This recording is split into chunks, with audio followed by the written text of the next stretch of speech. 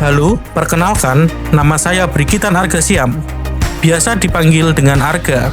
Saya adalah seorang dosen psikologi yang saat ini berhome base di Fakultas Psikologi Universitas Aki Semarang. Sejak tahun 2022, saya memulai perjalanan sebagai seorang pendidik dengan komitmen untuk berkontribusi dalam pengembangan ilmu psikologi dan mencetak generasi yang berintegritas serta siap menghadapi tantangan zaman. Sebagai seorang dosen, saya tidak hanya mengajar di kelas, tetapi juga terus menggali pengetahuan melalui penelitian, serta berupaya menerapkan ilmu psikologi dalam konteks nyata. Saya percaya bahwa pembelajaran terbaik adalah ketika teori bertemu dengan praktik, dan mahasiswa dapat merasakan manfaatnya dalam kehidupan sehari-hari. Nama saya Brigitan Argasiam, biasa dipanggil dengan Arga. Saya adalah dosen dari Fakultas Psikologi Universitas Aki Semarang. Dalam video ini, saya akan menjelaskan tentang kontrak kuliah, RPS, dan nanti juga ada micro teaching-nya dari mata kuliah Psikologi Sosial. Untuk micro teaching-nya nanti adalah pada pertemuan ke-10 tentang materi perbandingan sosial. Video ini dibuat sebagai syarat kepesertaan Cerdos. Berikut detail dan keterangan dari mata kuliah yang saya ajarkan, itu adalah di mata kuliah Psikologi Sosial dengan kode mata kuliah 2051W143. Dalam bobot SKS-nya ada 2 SKS, semesternya adalah semester ketiga. Jadwalnya ada di hari Jumat jam 8 pagi sampai jam 10.30 pagi. Ada di ruang 403. Dan dosen pengampunya adalah saya sendiri, Brigitan Argasiam, Sarjana Psikologi, Magister Psikologi, dengan NIDN 0619029402. Deskripsi dan manfaat mata kuliah ini adalah sebagai teori dasar psikologi sosial dan psikologi terapan dalam kehidupan bermasyarakat. Lalu ada berbagai perilaku sosial seperti mahasiswa mempelajari konsep diri, sikap, interaksi sosial, perilaku sosial, agresi, prasangka, diskriminasi, kepemimpinan, pengambilan keputusan, dan hubungan antar kelompok.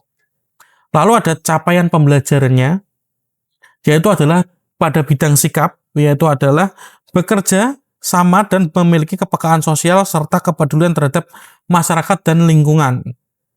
Lalu selanjutnya, pada di bidang keterampilan umum atau KU, mampu mengambil keputusan secara tepat dalam konteks penyelesaian masalah di bidang psikologi sosial berdasarkan hasil analisa informasi dan data. Lalu kemudian adalah KK, keterampilan khusus adalah mampu menganalisis persoalan psikologis non-klinis dan persoalan perilaku serta menyajikan alternatif pemecahan masalah yang sudah ada. Lalu ada bagian pengetahuan atau P, menguasai konsep teoritis hubungan manusia dalam lingkungan sosialnya. CPMK-nya atau capaian pembelajaran mata kuliah, jadi secara sikap dan pengetahuan memahami materi psikologi sosial, menerapkan pemahaman dalam kehidupan bermasyarakat, memahami literatur yang ada, menjelaskan dinamika sesuai dengan permasalahan sosial masyarakat, bekerja sama dan kelompok dalam menyelesaikan tugas dan memiliki kemampuan komunikasi yang baik dan mempresentasikan materi yang lebih bisa disiapkan. Lalu materi kuliahnya ini ada 16 kali pertemuan, dimulai minggu pertama yaitu ada pengantar psikologi sosial, lalu ada sikap dan tingkah laku di minggu kedua. Kemudian ada self dan identitas sosial, lalu ada daya tarik interpersonal, hubungan sosial, dinamika kelompok.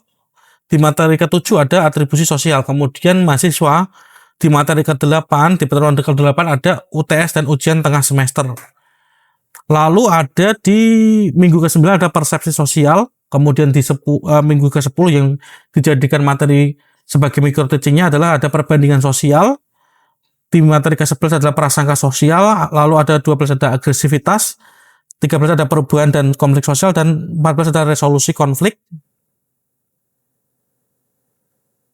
Kemudian ada altruistik di minggu ke-15 dan ditutup pada minggu ke-16 ada ujian akhir semester. Kemudian tugas-tugasnya ada di tugas pertama yaitu adalah di minggu ke-10 di mata kuliah perbandingan sosial ada tugas yaitu tentang mendeskripsikan perbandingan sosial yang dilakukan oleh mahasiswa, dan minggu ke-12 ada tugas tentang agresivitas ini sebagai tugas akhir sebelum ujian akhir semester. Kemudian komponen penilaiannya ada presentasi dan tugas, itu ada proses diskusi ada 30%, Kuisnya dan keaktifan ada 20%, UTS 25%, dan UAS ada 25%. Dengan total sistem penilaiannya adalah 100%. Kriterianya adalah diskusi tanya jawab, proses diskusi, keaktifan partisipasi, dan hasil tugas yang dikerjakan oleh mahasiswa. Kemudian ada buku referensi yang digunakan dalam mata kuliah ini, ada Hidayat dan Basori di buku Psikologi Sosial Aku, Kamu, dan Kita, penerbitnya Airlangga. Lalu ada tim penulis Fakultas Psikologi Universitas Indonesia, Psikologi Sosial, ada penerbit Salemba Humanika Jakarta. Ini metodenya adalah tatap muka. Presentasinya dilakukan oleh mahasiswa sendiri di sistem kami di Universitas Aki di Sista, lalu diskusi kelompok dan tanya jawab dan kuis. Kewajiban yang waktu pembelajaran yang dilakukan dalam mata kuliah ini adalah sebanyak 150 menit per pertemuan. Lalu tata tertibnya adalah masuk tepat waktu, berpakaian rapi, mematikan alat komunikasi, dan mengikuti seluruh kegiatan perkuliahan dengan baik. Kemudian pihak terkait dalam mata kuliah ini adalah dosen pengampunya adalah saya sendiri, Brikitan Arga Siam, kemudian ada koordinator kelasnya, ada Romansa Ramadan, ketua program studinya ada Elis Zilawati, dan dekan ada Elis Zilawati, kemudian dosen koordinatornya ada Aditya Putra Wicaksono. Demikian penjelasan tentang rangkuman kontrak kuliah dan RPS Psikologi Sosial. Pada video selanjutnya akan saya paparkan tentang micro teaching pada mata kuliah Psikologi Sosial pada materi perbandingan sosial. Terima kasih. Baik teman-teman, selamat pagi semuanya. Kita sampai di materi yang ke-10 ya, ini di mata kuliah Psikologi Sosial. Ini kita ada di materi tentang perbandingan sosial. Ini sebelum kita mulai teman-teman, silahkan cek dulu absen kalian. Silahkan absen dulu melalui sistem kita di sista.unaki.ac.id.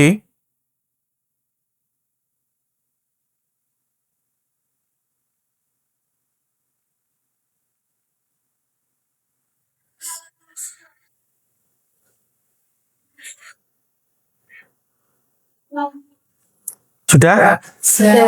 Oke. Baik, selanjutnya teman-teman, langkah baiknya kita mulai dengan doa dulu. Silakan Penta untuk teman-temannya dipimpin. Ya. Berdoa secara kepercayaan dan keyakinan masing-masing. Berdoa mau.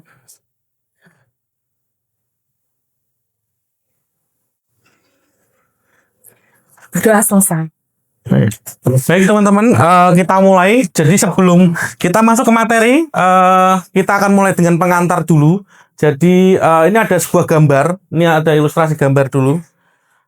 Menurut kalian ini gambar tentang apa? Silakan. Ngelihat kayaknya sebelahnya itu lebih enak gitu. Ya. Oke, yang lainnya? Kamu? Perempuan lagi makan permen, terus satunya iri ngeliat yang satunya karena lebih enak mungkin. Oke, yang lainnya? Ayo kamu Penta. Ini ya mungkin kayak membandingkan kok punya dia warnanya beda dari teman sebelahnya kali ya. Oh ya, oke. Ini ada gambar perempuan dua ya ini ya. Yang satu pegang permen merah, yang satu pegang ini. Ini yang satu kayaknya indikasinya kayak melihat yang ke sebelah ini ya, sebelahnya ini untuk kayaknya kayak lebih manis atau lebih apa ya ini. Yang satu rasanya strawberry, yang satu blackcurrant ini. Oh, bubblegum ya, bukan blackcurrant. Nih ya. Yang ini? Oh, yang ini? Ini ada apa? Gambarnya apa nih? Silakan. Tuh ada dua cewek. Di atasnya ada apel, yang satu jeruk. Oke, yang satu apel, yang satu jeruk. Yo, yang lainnya? Yo. Yang satu rambutnya pendek, yang satu rambutnya panjang. Oke. Yang lainnya? Yo. Kamu? Yang satu feminim, yang satu tomboy. Yang satu feminim, yang satu tomboy. Karena yang satu ini pak rambutnya pendek, yang satu rambutnya panjang ya. Iya. Oke. Kita lanjut dulu. Nih. Yang ini. Ayo. Ayo. Mereka. Silakan deskripsi apa yang kamu lihat aja. Dua cewek, yang satu naik lebih tinggi, yang satu agak rendah, Pak. Oke. Yang lainnya, nih. Ini ada dua perempuan ya. Ini yang satu naiknya lebih tinggi, yang satu lebih rendah. Ya. Yang ini? Ayo. Oh, bapak sama anak lagi mau main. Ayo, bapak sama anak lagi main apa nih? Namanya apa? Tawa, ini bukan baseball apa? Apa? American football namanya. Ini nggak ada di Indonesia ya, kayaknya main ini. Apa namanya nggak di Indonesia?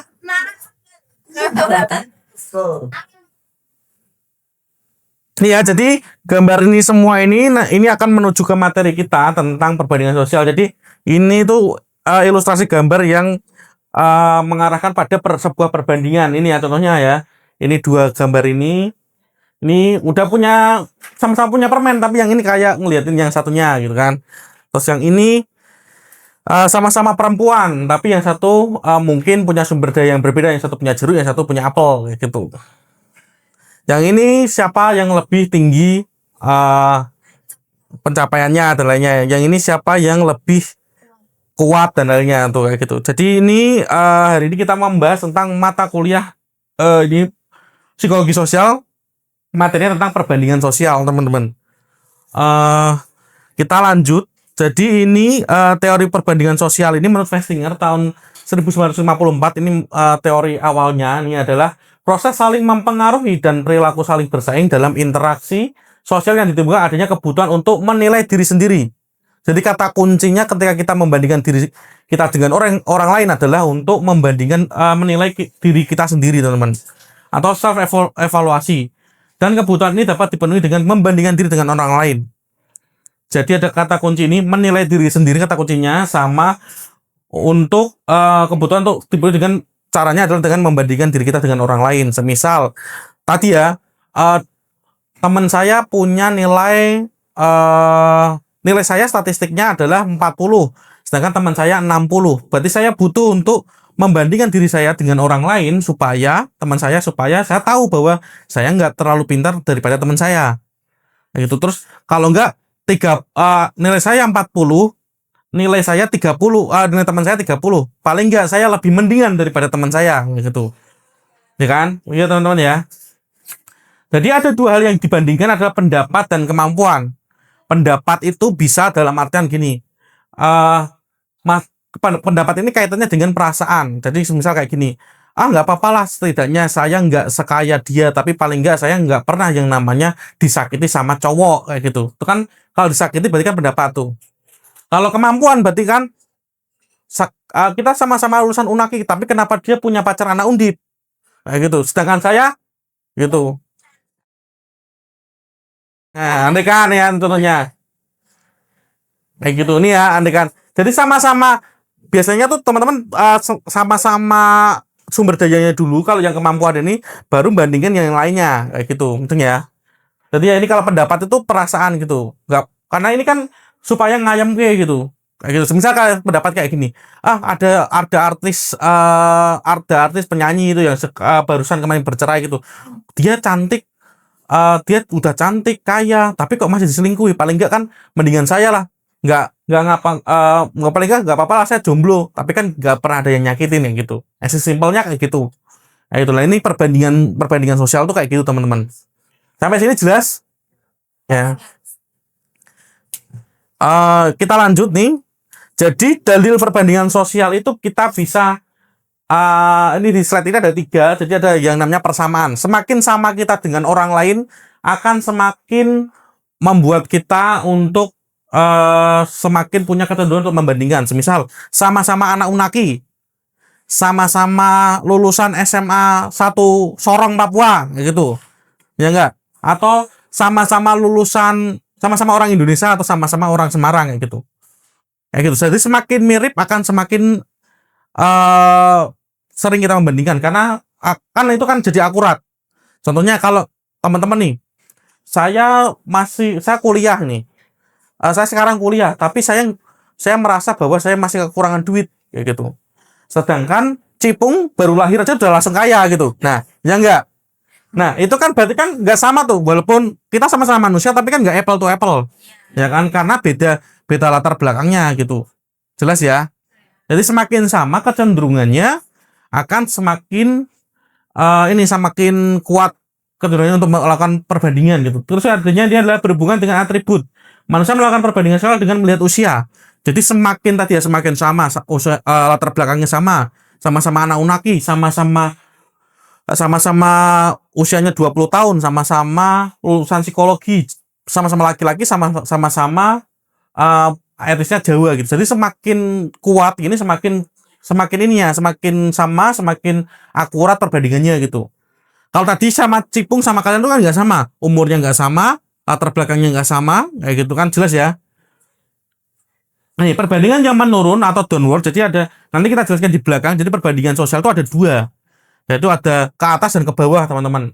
Kalau ke atas itu berarti nanti kita membandingkan diri dengan orang yang punya sumber dayanya lebih dari kita. Semisal tadi, kita membandingkan nilai kita 40, ada orang yang, teman kita yang nilainya 60, berarti kan itu di atas kita sumber dayanya. Nah, itu namanya upward.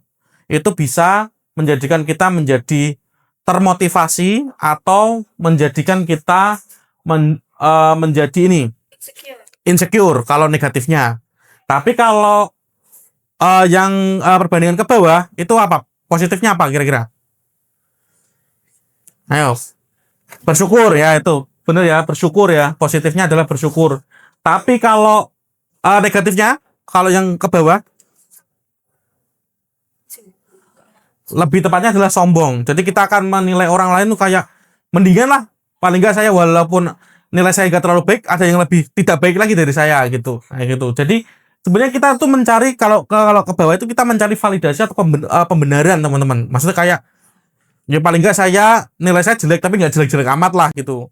Kayak gitu. Ya saya jelek tapi jangan jelek-jelek amat gitu. Ada yang lebih jelek dari saya gitu. Nah, itu kan butuh self validating itu, validasi diri itu untuk kita tuh, kalau orang Jawa bilang itu kita tuh lebih ayem gitu, teman-teman. Jelas ya? Kita lanjut ini. Jadi hipotesis dari teori social comparison ini adalah organisme manusia memiliki dorongan untuk mengevaluasi pendapat dan kemampuannya. Jadi kita akan punya seluruh kecenderungan ini, apapun itu. Kayak gitu. Ya contoh, ya banyak hal gitu. Contohnya berbagai macam gitu. Teman-teman tadi berangkat gitu. Semisal nih ada yang berangkat tepat waktu, ada yang terlambat ya gitu. Ada yang tepat waktu, semisal kayak gini. Coba kalau saya tadi berangkatnya bangunnya lebih cepat dari si A gitu. Berarti itu kan sudah membandingkan tuh. Ya kan? Jadi kita akan membandingkan diri kita dengan orang lain tuh akan sepanjang hidup kita gitu. Karena kita butuh validasi itu. Jelas ya? Orang melakukan evaluasi atas pendapat dan kemampuan dengan cara membandingkan pendapat dan kemampuan dengan orang lain. Nih, jika dasar penilaian tidak tersedia, maka terdapat kecenderungan penilaian evaluasi tidak stabil dan akan mencari perbandingan lainnya. Jika tersedia dasar penilaian jelas nih. Jadi semakin jelas itu tadi ya, semakin jelas sumber dayanya, umurnya jelas, terus latar belakangnya jelas, sama kayak kita gitu, semakin jelas gitu. Tapi kalau membandingin sama orang yang nggak jelas, dalam artian nggak jelas itu dalam artian tuh usianya nggak sama kan jadinya nanti ambigu, nggak apple to apple kalau orang bilang gitu ya. Nah, kayak gitu ya teman-teman ya, jelas ya.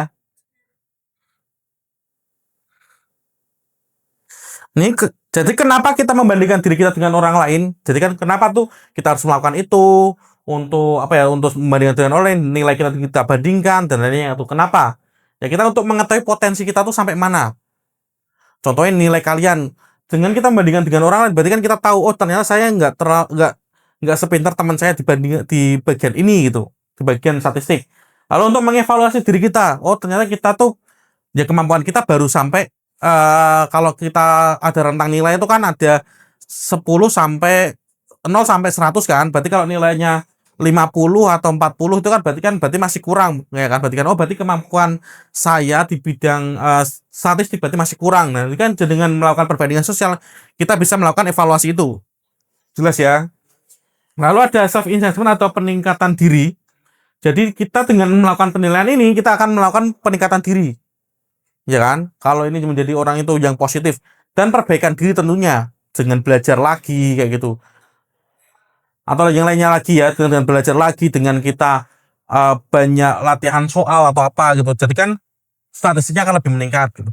Sampai sini jelas? Ya. Kecepatan atau enggak? Enggak ya. Oke. Nih. Lalu kepada siapa kita membandingkan diri kita? Kepada teman. Yang paling gampang kan, siapa ketemu, pasti kepada teman. Ya tadi atributnya mungkin bisa dari penilaian tentang mata kuliah atau tentang hasil ujian dan lainnya tuh. Dengan sahabat kayak gitu.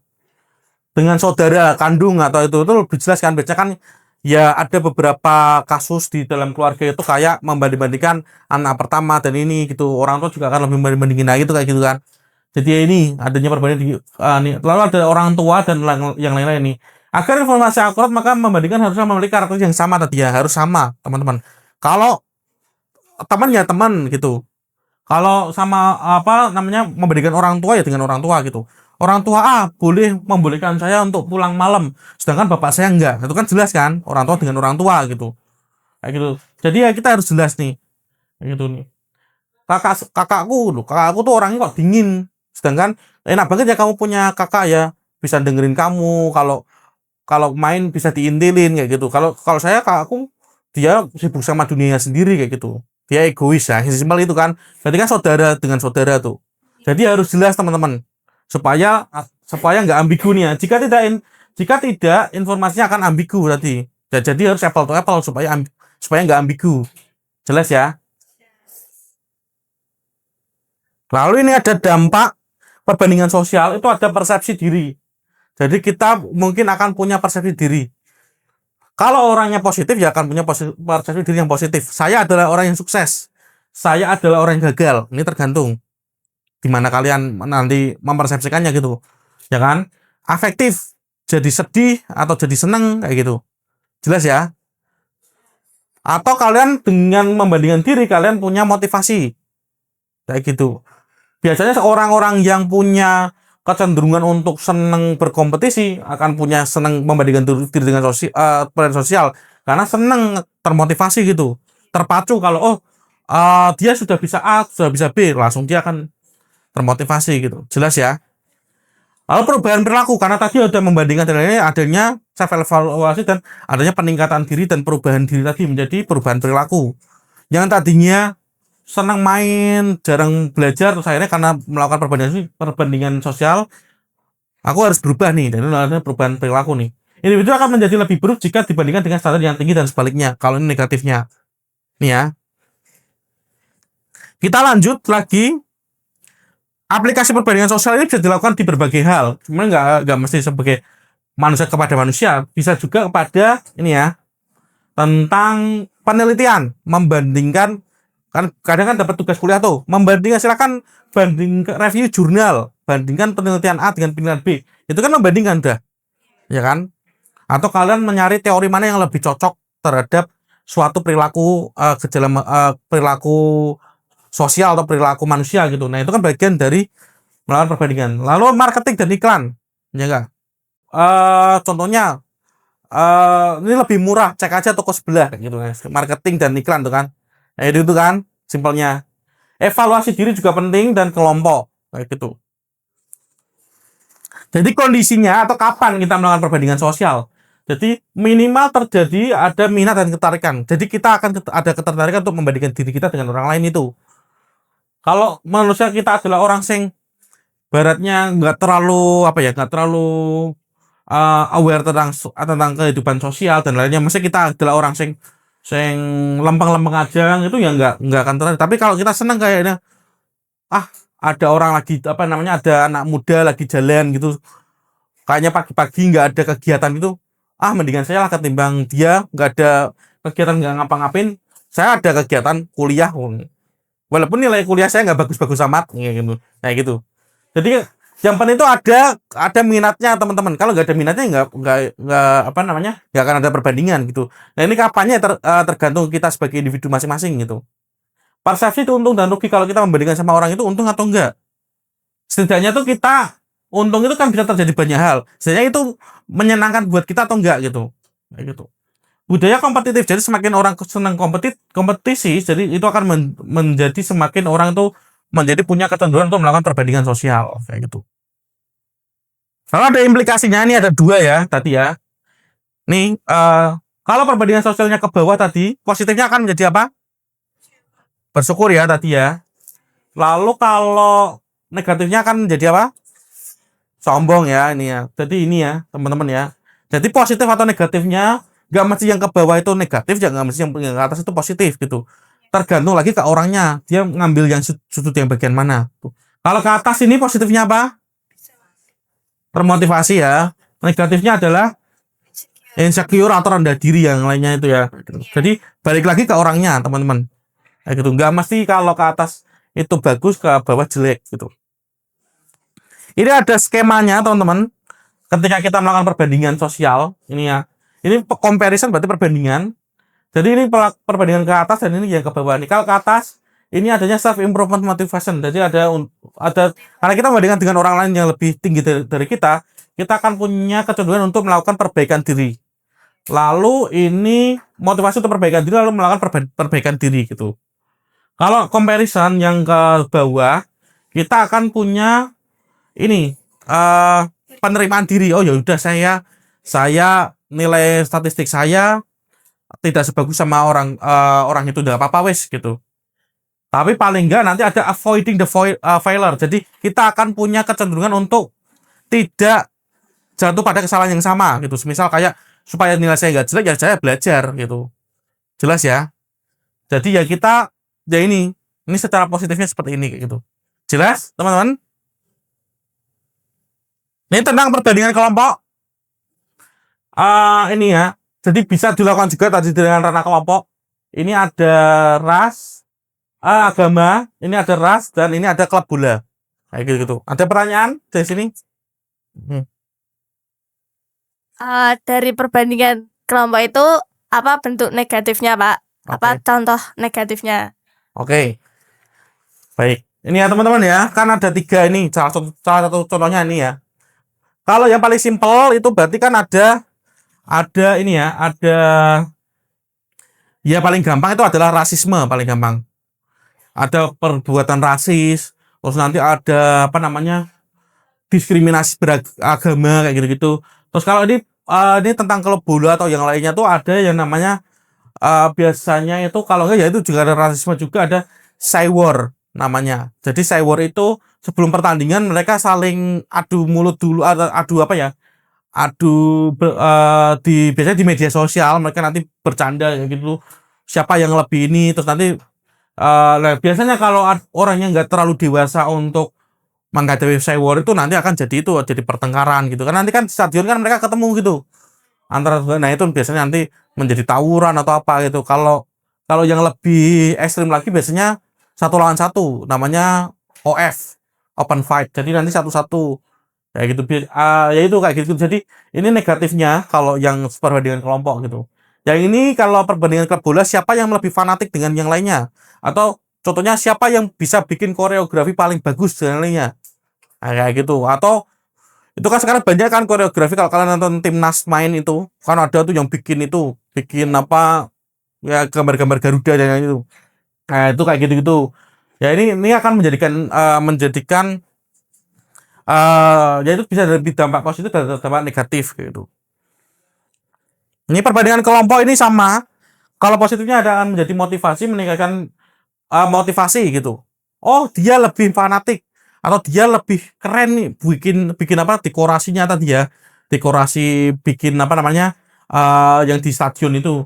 Kita besok bisa belajar dari dia, terus kita harus kayak gitu, harus kayak itu ya, klub kelompok itu ya kayak gitu. Atau yang efek negatifnya ada jadi prasangka gitu. Wah dia ngejek-ngejek kita kayak gitu. Pasti mereka mikirin apa namanya, pasti mereka nggak suka sama kita atau gimana, atau diskriminasi juga. Jadi mendiskriminasi dari sombong gitu dan lainnya gitu ya.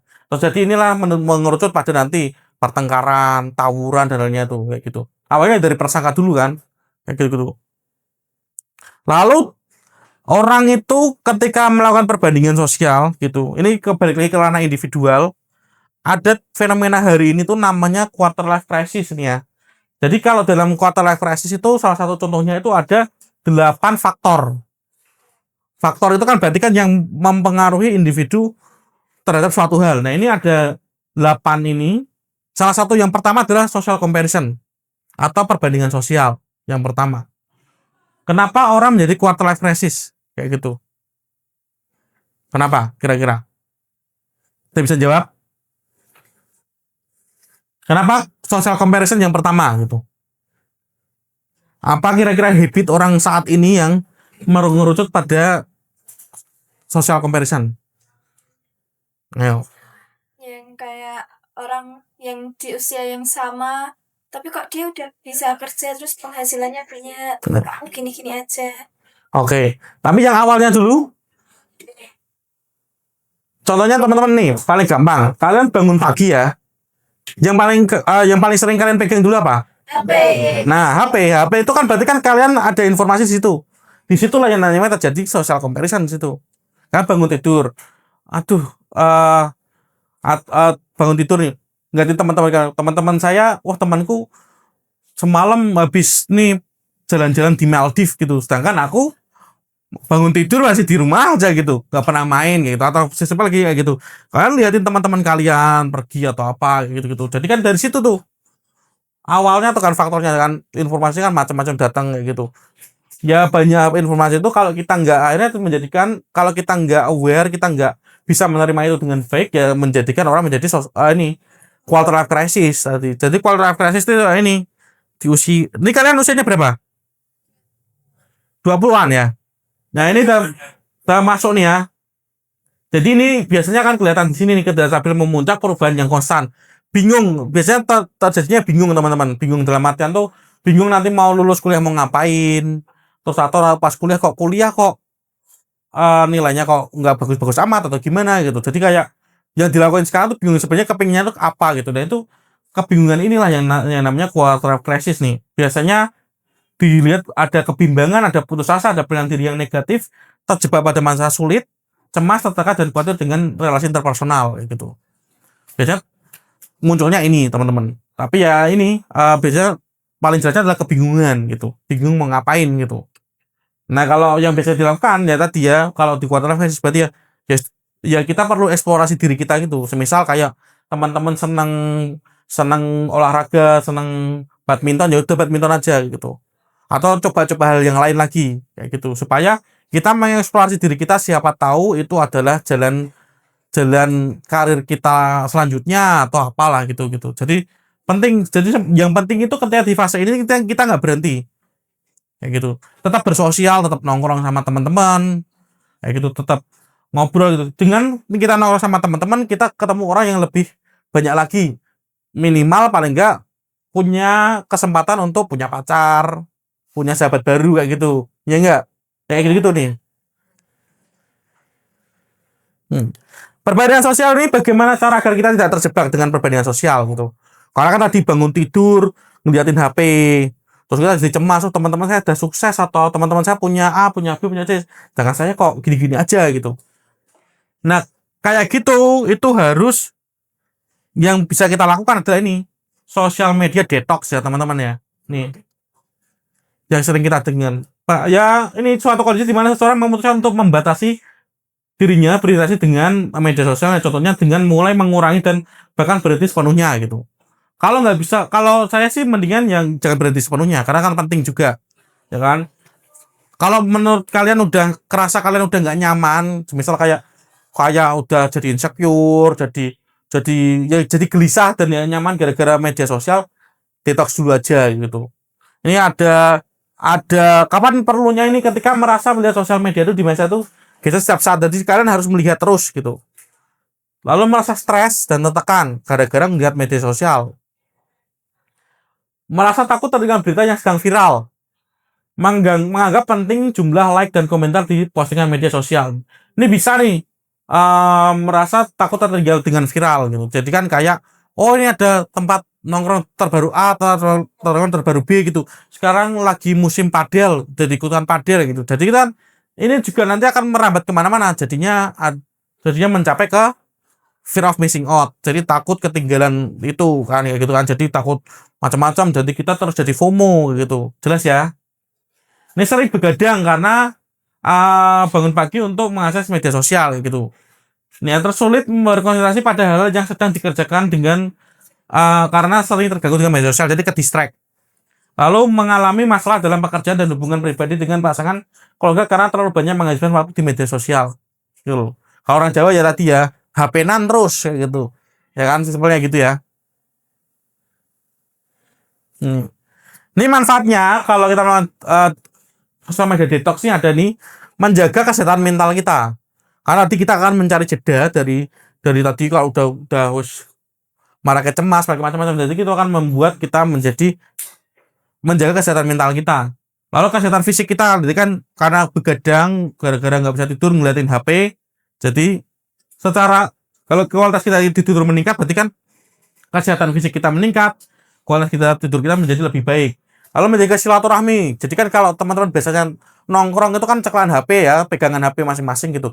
Kalau mungkin kita melakukan detox ini, kita akan lebih punya apa ya, quality yang lebih bagus ketika kita ketemu dan nongkrong sama teman-teman kita gitu. Jadi karena kita nggak mainan HP, nggak ngeliat media sosial, jadi itu akan kita menjadi produktif dan karena lebih fokus kayak gitu. Lalu ini ada tips media sosial detox nih ya. Ini ya gampangnya teman-teman ya, bisa dilakukan dalam ranah nih 1-2 bulan dulu gitu. Kayak gitu. Lalu hapus aplikasi media sosial dari ponsel. Dihapus aja, tapi bukan dihapus akunnya. Dalam artian kayak di depannya itu tahu dihapus supaya kita nggak buka gitu. Kalau pengen buka ya lewat PC atau apa kan bisa kayak gitu. Jadi supaya kita untuk mencegah kita untuk agak perlu effort gitu loh untuk melakukannya gitu. Lalu lakukan berbagai kegiatan positif seperti olahraga, jangan macam-macam nah. Sekarang ini ada lari dan lainnya tuh. Kayak gitu. Terus tulis pengalaman dan pengalaman perubahan yang kamu lakukan, ini rasakan selama melakukan detox media sosial itu. Kalau itu sesuatu hal yang bagus, kalau kalian nanti nulis kan akan lebih oke kan. Dalam artian kayak, oh ini ternyata ada efeknya untuk saya gitu. Kayak gitu. Jadi dengan melakukan journaling ini kita kan tahu nih, oh ternyata ada efeknya gitu. Daripada di apa namanya cuman diingat-ingat, mending lebih ditulis gitu. Ini dari mata kuliah ini teman-teman ada tugas nih, silakan difoto dulu. Dikumpulkan minggu depan. Ya, ini sangat subjektif tugasnya. Karena ini cuman silakan kalian tulis kalian melakukan perbandingan sosial kalian apapun. Silakan, ini hanya kayak refleksi diri aja. Tulis saja yang kalian lakukan perbandingan kalian gitu. Secara lebih detail ya ini ya.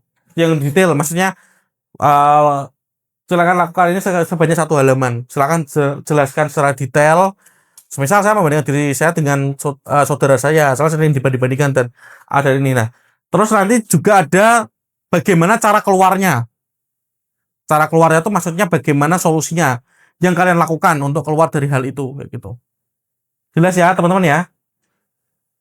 Ini sampai sini ada pertanyaan. Ya ini teman-teman silakan nanti kalau ada pertanyaan kalian bisa tanyakan ke saya melalui email atau WA, atau kalau pas ketemu nanti bisa ngobrol lebih lanjut lagi gitu. Terima kasih semuanya, selamat pagi semuanya, selamat melanjutkan aktivitas dan selamat